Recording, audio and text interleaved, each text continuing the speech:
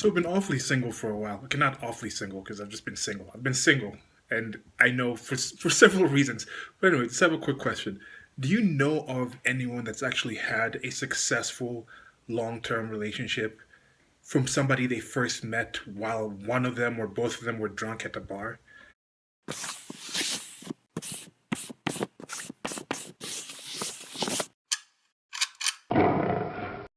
I'm not talking about just going to a bar, hooking up, but like you go to a bar, you're wasted, you meet some girl, that girl might be wasted. You start talking to this girl, whether you hook up or not, you exchange numbers, but that's your initial relation, that's your initial meeting, and that leads to dating for at least 3 months, I guess. 3 months long term, 3 to 6 months or more, or people who actually got married from that kind of situation. I'm not talking like I'm going with my office friends to this bar and we're meeting some friends and then they're bringing their friends.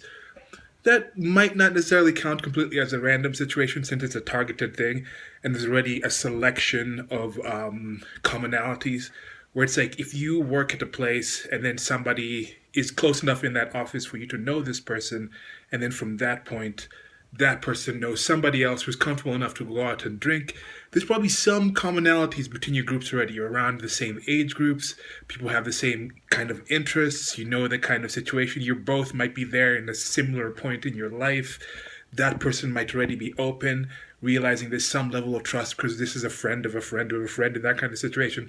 So I don't really want to consider those, but you can also answer in those too. But I want to talk about the specific ones where it's like you're going to a bar just the intention to just be out there drinking or just meet randoms, and you literally just see a random person in the bar and you end up talking to that person and they're there for without reasons of your group being there. So yeah, let me know because watching this thing, this movie VHS, which is like a horror movie, an anthology of it's an anthology of three different things centering around VHS types. And I also heard on the No Agenda podcast, which I've been listening to, they were talking about one of their friends of the hosts runs a bar in Houston area, and after the flooding and stuff like that from the hurricane, it hasn't really picked back up. And they're talking about how the actual local bars are closing because people meet people on different ways. They use social media and things like that. And then they're talking about, oh, there's actually newer kind of bars which are more centralized to millennials and things like that. And they were talking about how maybe millennials are now meeting each other in different places. And I was kind of wondering, like, was there ever a time when people actually went to bars for long-term relationships, or was it pretty much just hooking up? Because I know if I asked you guys how many of you have hooked up with random people, I personally know many people that have hooked up with random people from a bar. But I really can't think of anyone who's been in a long-term relationship with somebody they first met at the bar. Now, it's probably happened, but it leads me to think that most of the bar kind of situation, because that wasn't common.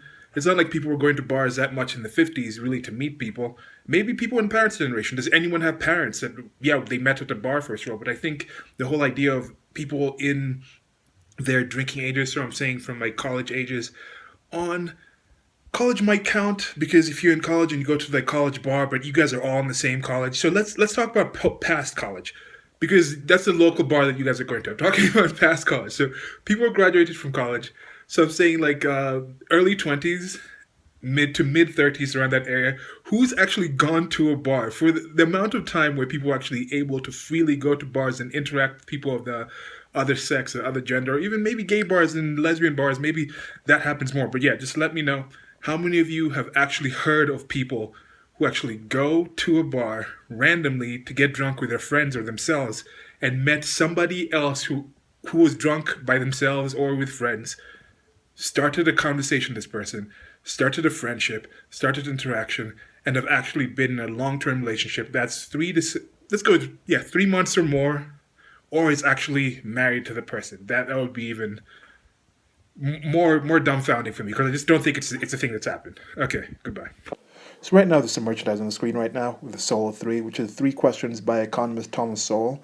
He asked them about economics, but I like to apply them to other aspects of life, so I'll apply them here to the bar situation.